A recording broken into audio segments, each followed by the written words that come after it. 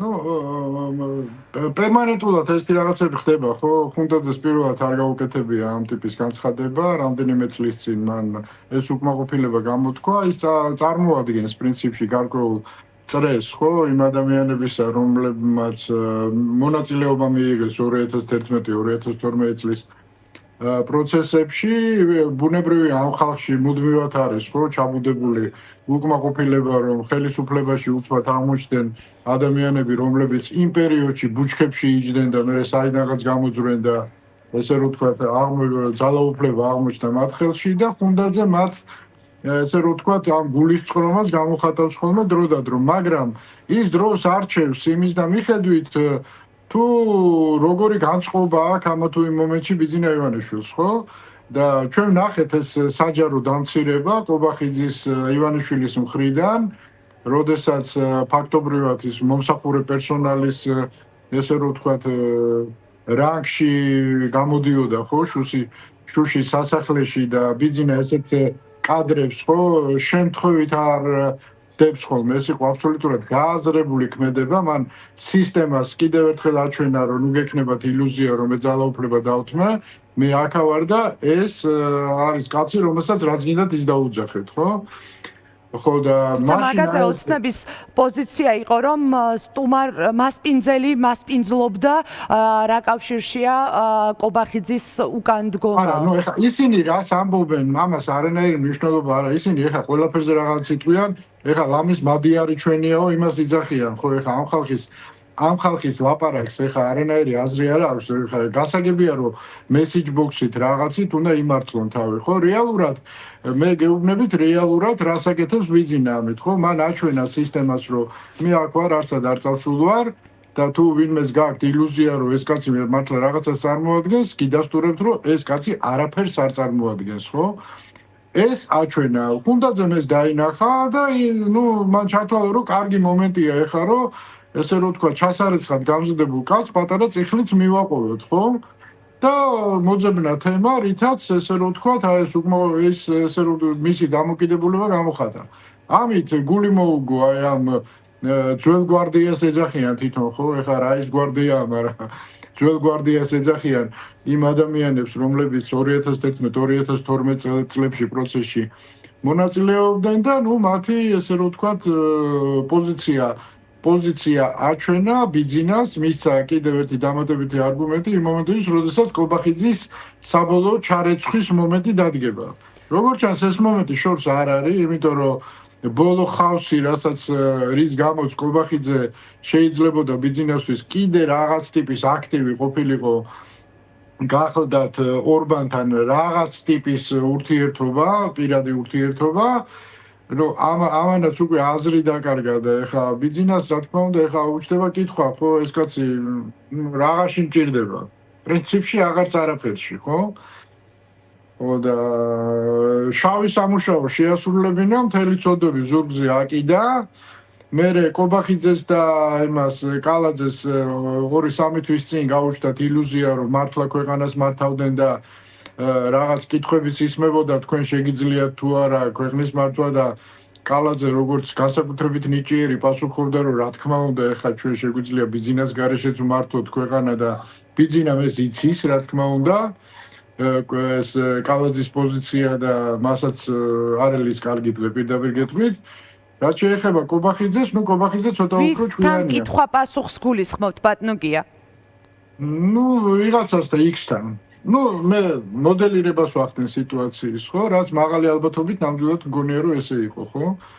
შეიძლება კრემლიდან მაგალითისთვის გეუბნებით, ხო, რომ აი თქვენ ხართ მზად, რომ შესაძლებელია, რომ კრემლი მათ ამ კითხვას უსვავდა, ხო, რომ აი რამე რო იყოს ბიძინა რო არ იყოს, თქვენ მართავთ და კრემლს ეხა ბიძინაცთანაც პრობლემა არ აქვს, მაგრამ ბიძინა ძვირიჯდება, ხო?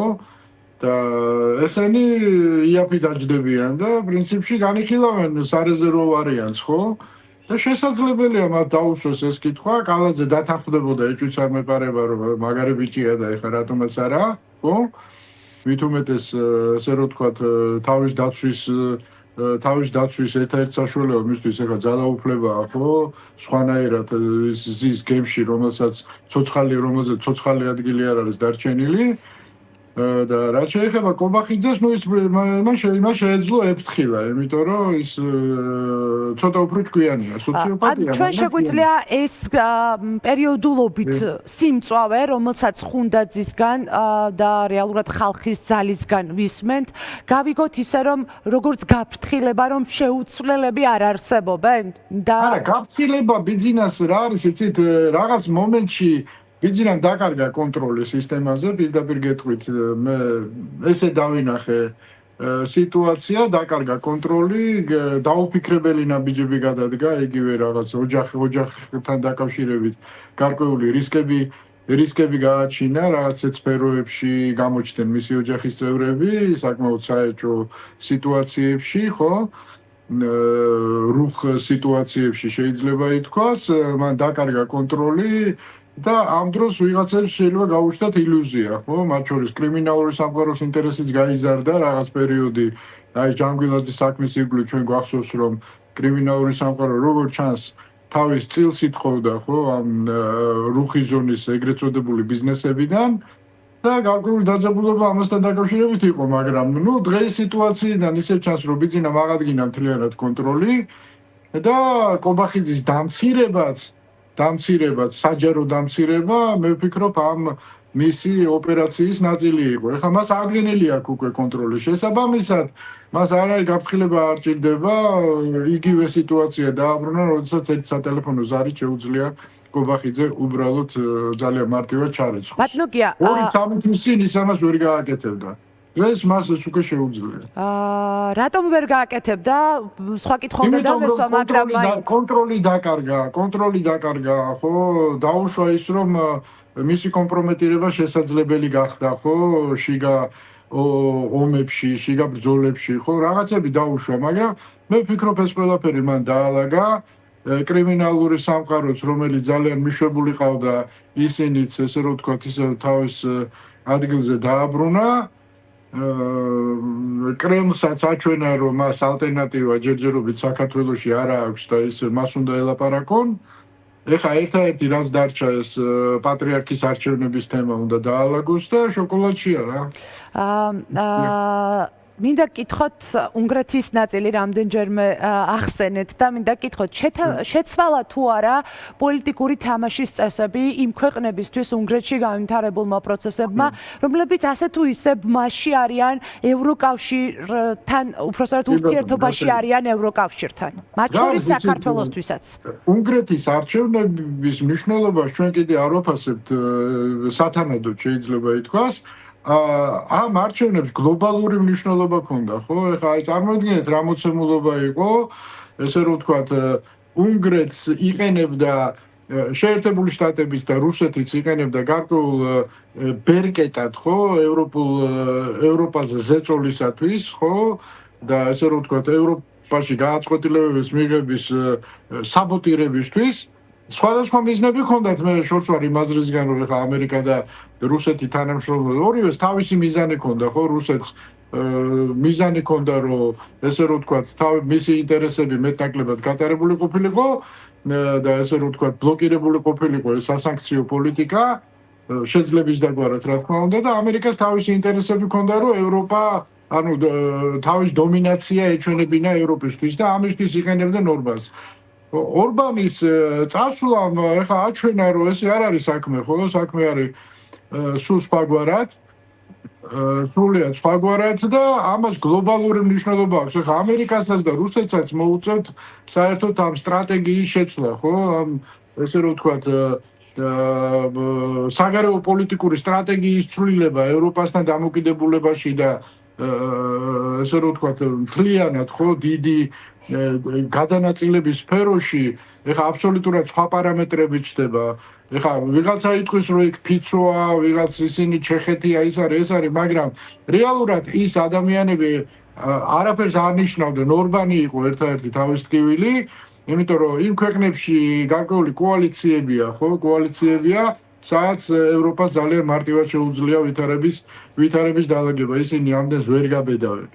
ასე რომ რაც შეეხება საქართველოს რადიკალურად შეიცვალა ბუნებრივია, ხო, ყველაფერი და არა მხოლოდ საქართველოში, იმ ქვეყნებში, ავტოკრატიებში, ხო, სადაც გარკვეული ნიჰილიზმია დანერგილი, ხო? გამოჩნდა მარტივი რამე, რომ შედეგის მიღება ავტოკრატიებში შესაძლებელია. რა სასწავლი ოპოზიციას მადიარის გამოცდილებიდან, რაც მე ვკითხულობდი გამოხმაურებებს, მათ შორის სოციალურ ქსელშიც და ნაწილი წერდა, რომ გვეგონა რომ უფრო ადეკვატური იქნებოდა გამოცდილების მიმღებლობაში ოპოზიცია და გაუჭირდათ გაგება რა სწორ გზაზე უნდა დადგეს. ნაწილი პირიქით ფიქრობდა. ჩვენ ოპოზიციას ძალიან თვითკრიტიკულობის არ პოლიტიკურ კლასს მოეთესოთ. არ ახასიათებს ესე რომ ვთქვათ თვითკრიტიკულობა, ხო? და ეს არის ძალიან დიდი პრობლემა პირდაპირ გეტყვით, ხო? მათ თავი გონიათ ესე რომ ვთქვათ ყველაფერი იციან და ყველაფერს სწორად აკეთებენ. სინამდვილეში ზუსტად ამ არჩევნებმა აჩვენა თუ რა მდგომარეობაშია ინტელექტუალურად მათ შორის ქართული ოპოზიცია. რატომ? იმიტომ რომ აბსოლუტური ანალოგია. აი კამპანია, რომელსაც ატარებდა ორბანი და კამპანია, რასაც ატარებს ქართული ოცნება, ხო, ერთ-ერთზე ხო ზუსტად ერთი და იგივე მესიჯ ბოქსები, ერთი და იგივე პოლიტიკური ნარატივი და ამ შემდეგ. ეხლა ის რომ ბიძინა ივანიშვილი საქართველოში უფრო ძლიერია ვიდრე ორბანი იყო უნგრეთში, არა ბატონებო, ესე არ არის. თუმცა საუბარი იყო იმაზე, რომ განსხვავება მთავარი რაც არის ის, რომ უნგრეთს აქვს დიდი ზურგი ევროკავშირის და ევროპული ოჯახის სახით, როგორც წევრ ქვეყანას. არა, დიდი ბოდიში ჩვენ ზურგი არა გვაქვს. ჩვენ უფრო დიდი ზურგი გვაქვს, ხო? უნგრეთს შეჩერებული აქვს ის დახმარება ევროკავშირიდან დიდი ხანია, უკვე 17 მილიარდი. შეჩერებული აქვს, ეხლა გაჩნდა პერსპექტივა აღდგენის. უნგრეთს ძალიან რთული პირობები იყო, ხო?